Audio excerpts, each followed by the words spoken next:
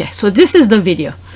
The GMA interview airs Monday. At Michael Strahan said Prince Harry's memoir Spare will open a lot of eyeballs and drop a lot of jaw, but ultimately it's about Harry's journey toward healing and dealing with grief. All right.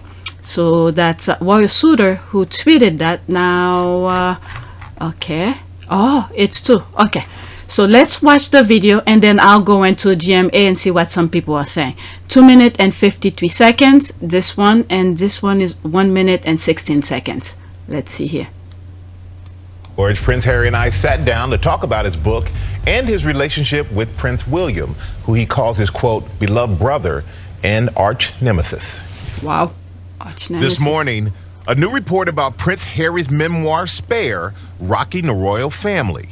The Guardian, publishing an excerpt it says is from his upcoming book, detailing an alleged attack by his brother Prince William during a heated confrontation over Harry's wife Meghan. Harry reportedly writing that William called Meghan, quote, rude, difficult, and abrasive. And as the argument escalated, Harry claims William, quote, grabbed me by the collar, ripping my necklace, and knocked me to the floor. I landed on a dog's bowl, which cracked under my back, the pieces cutting into me. I lay there for a moment, dazed, then got to my feet and told him to get out. The Guardian reporting the episode took place in 2019 as Harry and Will. Okay, I need to stop somewhere so I don't get flagged. The video that I just finished, I think it's episode 10. Okay, it's rendering. As soon as hopefully YouTube approve it, I'll put it out the same day. I need to stop somewhere. William met to talk about what Harry calls the whole rolling catastrophe of their relationship and issues with the press. Now, in a new interview airing this Monday on GMA, Harry telling me about the rift between the brothers. There's a quote in this book where you refer to your brother as your beloved brother and arch nemesis.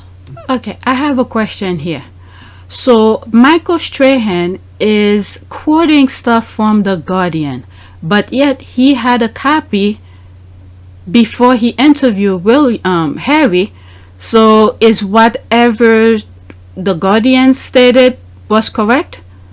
I'm a little bit confused with Michael Strahan here.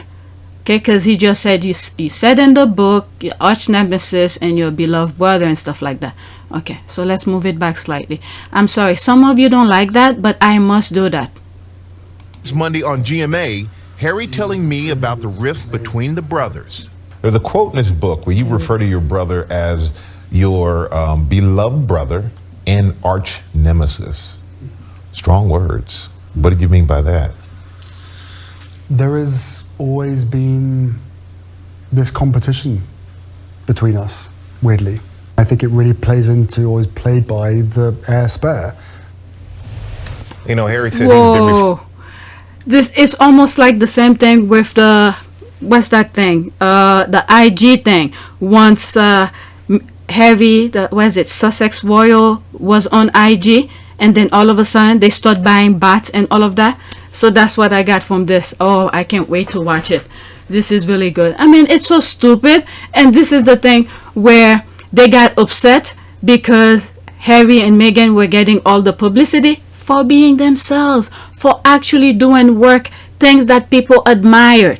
Okay, so they got upset about that. So Meghan was like, you want to be on the cover? Hey, you could have all the covers that you want, but I'm out. Okay, it's like freaking, not even kindergarten, pre-K level of insanity, of pure stupidity, instead of doing the work for the people, but competing with stupid things. But anyway, let's listen. Referred to as the spare for much of his life, and his brother has always been referred to as the heir. And you've had a chance to read the entire book, right? Yes. Yeah. Yeah. I mean, this book is a lot more about just his relationship with his brother. He covers so much. He talked about deep grief, the death of his mother, how he dealt with that, his time in the military, and the most important role, which you can tell from him right now, is being a husband and being a father. And he also talks about his grievances with the press, which is one of the reasons that, you know, he's been so vocal about that. But it's also a story and a conversation with him about healing, because when you read the book, you realize it's been one heck of a life. and to see him where he is right now, it just shows how much he's really had to work to find himself. It seems like Michael Strahan is trying to prevent from saying too much. From saying too much, but I'm kind of a little bit baffled by him quoting what was in the Guardian, but yet he read the book. Was that really true? Okay, if you read the book, was what on the Guardian was true? Okay. part of his healing process is not holding anything back. He is not holding anything back, George. I read the book from the first page to the last, and you're amazed at how open he is. Wow. And I think the readers are gonna open a lot of eyeballs and drop a lot of jaws, as they say. In the book Spare, it comes out Tuesday, and you can see more of my one-on-one interview with Prince Harry in our next hour. The full interview airs Monday right here on GMA, but I'm excited for everyone to see it. All right, thank you. You know, as I'm listening to him, all I'm thinking is Tina and Michelle. Because Tina and Michelle have been saying it, leave Meghan alone, leave Meghan alone. And I think this is where Harry drew the line. Okay? You insult his wife because this is someone he loved, and he knows he took her out of that comfort zone where Meghan was making her own money, was having fun, enjoying life, and he took her out of that. And it's something that I think he in my humble opinion, admire the lifestyle. I don't know if it's the lifestyle, but the way Meghan lived her life, pretty much. Maybe this is a better word. The way Meghan lived her life, okay? You know, do things that she enjoyed, do the charitable work and whatever. But for Harry, I think he felt guilty, in a way, this is my opinion, that he took her out of that life, bring her into his life, and then to see this is the way they're treating her. Okay, so because of the lack of respect and lack of understanding about his wife, he was like, F this, because I wasn't even having fun with you in the first place. You disrespect me all my life, so F that. So he's about to burn everything down. Yeah, put his hand. Yeah, all this stuff. I think it's William who was all behind it. Pay people to get to dig up dirt and all of this about Meghan's past, and this is why he didn't tell William about who he was dating. You know, when in the Harry and Meghan docuseries on Netflix, who did he tell? Nacho. He told Nacho that he thinks he find a woman he wants to spend the rest of his life with. He told Nacho that, not the brother. Okay, and one of those tweets I read, and one of the thing that either the squad brought up and said I think Nacho would have been a better fit as a best man, but it's because to save a face, you know, the face of the institution, they put him, William, the brother, for the sake of the institution. But if push come to shove, if you ask Harry who he prefer, I think it would be Nacho to be the best man. All right, there's another video. Let's see. Ultimately, I don't think we can ever have peace with my family unless the truth is out there. Oh my God, he's letting everything out. 1 minute and 16 seconds. GMA Monday Morning. Ultimately, I don't think that we can ever have peace with my family unless the truth is out there. Prince Harry. You refer to your brother as your beloved brother and arch nemesis. Strong words. What did you mean by that? The GMA Interview. So the heir. The beloved one is the part where he said he wants the family aspect, but the nemesis part is that freaking competition because of the nonsense they put on the brother's head since he was kid. You are the heir to the throne, so you must always be the one on top. The same stupidity where I've come to learn through making those videos, where I think I explained it on the video that I called The Firm. I think it was in 2020. Okay, you have God, and then next you have the sovereign, which is whoever the sovereign at the time. It was the queen, okay, the crown, which is the firm and everything like that, the sovereign. And then below that is anybody, you know, the little people, the commonwealth, whatever. So in his head, William, the nonsense they put in his head, that you better than everyone, you this, you that, you're the chosen one, therefore you must always be on top. But they never really trained William to be a hard worker, to produce and do anything. Meanwhile, there's Harry, who's always a hard worker, right? And then he pretty much do what he had to do to get what he has. All right, so let's continue. Jealous of the spare. Everyone will be talking about. Maybe it's a difficult question to ask or for you to answer. I'm sure you're going to ask it anyway. I'm going to ask anyway. Good Morning America Monday. Oh my God, that's probably gonna be the best viewership thing on GMA, and they're probably gonna give it last to make everybody wait to watch it. Welcome back to GMA, and there is a lot of interest in Prince Harry's upcoming memoir, Spare.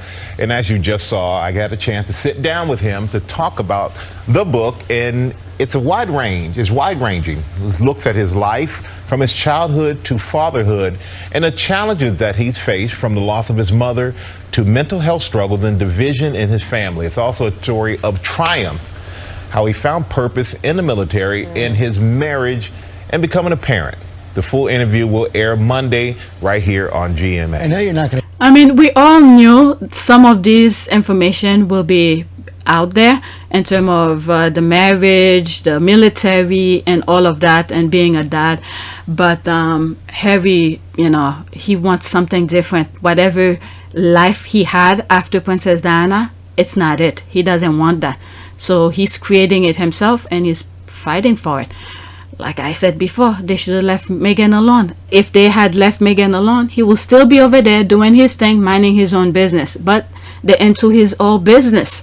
Harry's business, Meghan's business. They left the country. They're still talking about them. So Harry was like, F this. All right, let's listen. Tell us, but what was that question? Can't tell you, George, but I had to ask it. How do you know I was going to ask them the same thing? We were both thinking the same thing, everybody else at home. We'll just have to wait, right, Michael? Yeah, put everybody on a hanger. All right, let's see here. Notice the stark difference is how U.S. media handle the book interviews as compared to the UK. Yeah. Let me go in this. Let's see what other people have to say here. Is there another... the squad are putting visit. Okay, William always incandescent with rage. Charles couldn't handle him at all. There's all of that. Okay, so these are all the videos that I've put on my other thing. 15 seconds. It's kind of blurry because they enlarge it. Hitting the father in the head. Unbelievable. Alright, and there's this one. Him as a child walking as if he owned the place. He probably will, but a child...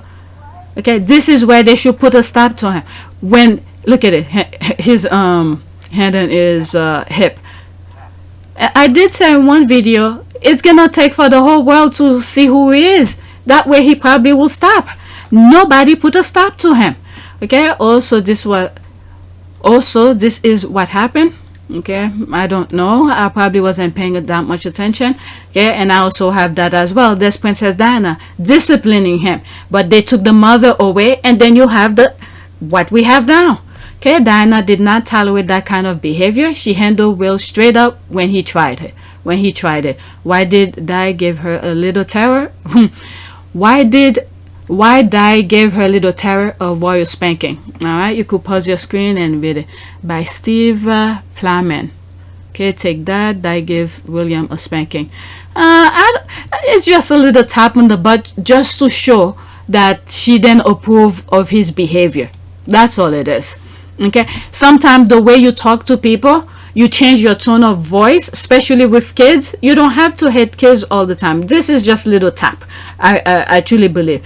All right, just to change your demeanor over him, to show that you not approve of whatever he just did. That way he doesn't do it again. Okay, amazing. OMG, I can't wait. All right, claim Robert Lacey, squad putting more things. There's that. We're tired of this story, but they're going to milk every dollar they can from it. We don't care, Jamie. But yes, you do. There you are. You here. You do care. Let's see some of the comment. Okay, who is we?